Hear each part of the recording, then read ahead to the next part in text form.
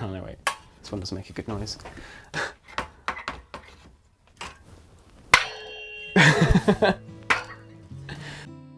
Well, I've always played guitar. I've been in bands and stuff since I was about 10, and I'm a left-handed guitarist, so it's really hard to find guitars in shops that I can even play. There's normally like the same like 1 or 2 guitars, so I was always thinking about like modifying my own guitars and you know, potentially making some stuff. And then a friend at an open mic in Croydon told me about this course in Merton, in South Thames College, of instrument making and repair, and I was like really interested. Okay, got running water from some water barrels outside. Got a sunlight made out of an old shower door. This is my lathe. I use it to make my own bridge pins sometimes. And I've got sort of a little sander. A lot of my tools are just cheap hobby tools, power tool wise, but they get the job done. Bandsaw, pillar drill, spindle sander. This thing's a bit scary. But yeah, they're all just used for sort of shaping, you know, bits of wood into various curves and stuff. Most of the time it starts with a back and side set like this that will normally be book matched. So it's sawn from one bit of wood like this, and then you open it out, and that's how you get a symmetrical grain like that. I use a plane to joint this together to get a flat joining surface, and then glue that down. And then I use the plane again to thickness it down to the right thickness to get it resonating as freely as possible. So that goes up to 150. Say I was bending this into a set of guitar sides, I'd take it down to the right thickness, then I'd spray it with water, and then you kind of gently press it against this, and eventually it starts to, you know, to take on a slight bend to it. So with a bit of practice you can sort of coax it into the shape of, you know, in this case, you know, of a baritone ukulele. Yeah.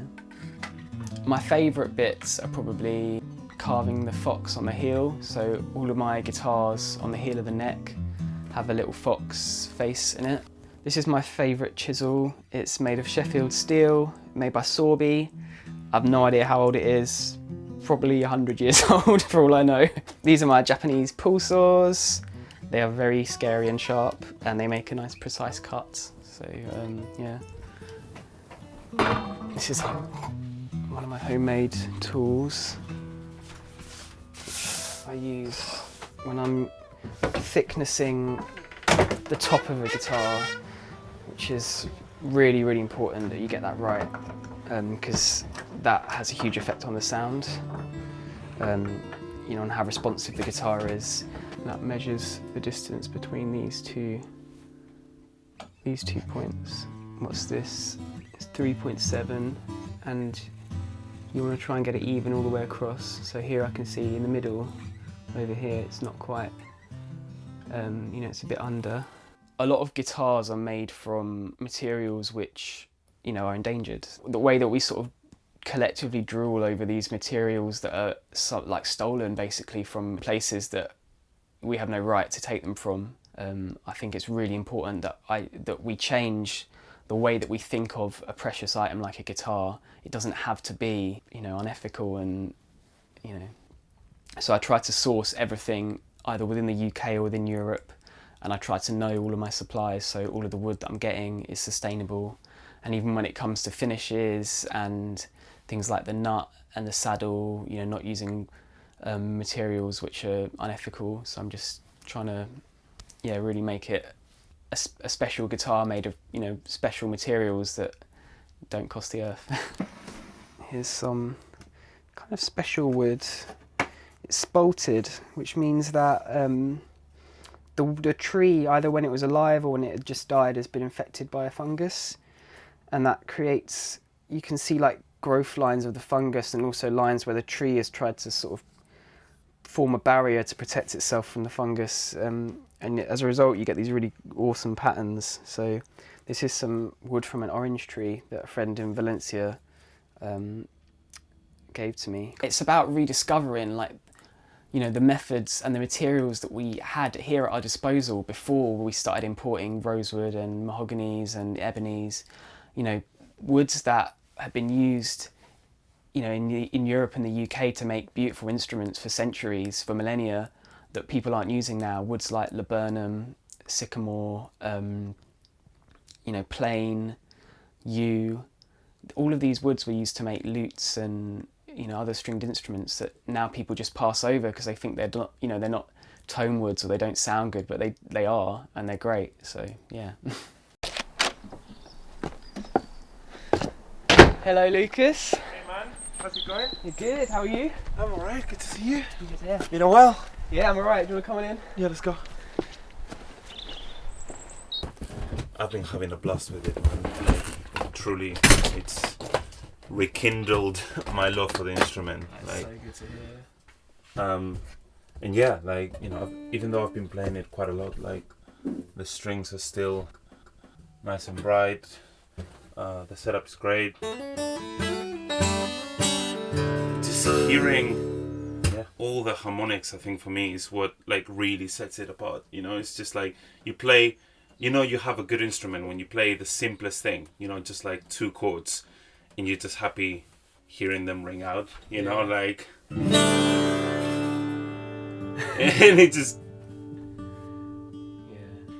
I think the thing that I like the most about it is that it has completely changed my playing as well, because I think over the years you do adapt to your guitar and to its shortcomings. But this is a completely, you know, suddenly I can play things that I just couldn't before.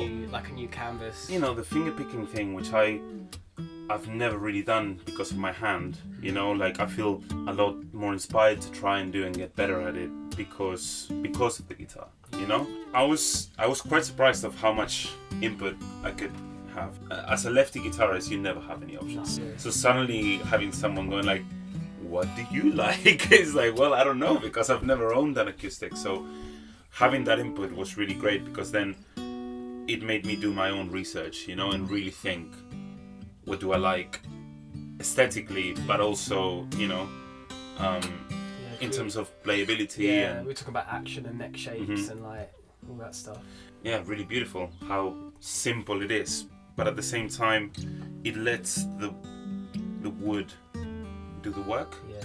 You know, like Dan was amazing at finding the wood that had these finishes, and you can just enjoy the natural beauty of the wood. The thing about nice handmade guitars is that they're so like expensive, and it's for a good reason they're expensive, but they're really hard for actual musicians a lot of the time to afford. In whatever way, I'd like it to be that musicians, you know, can play my guitars. So none in particular. Dave Grohl. Dave Grohl would be nice, yeah. I'm just thinking like, who's a good, it'll be too obscure.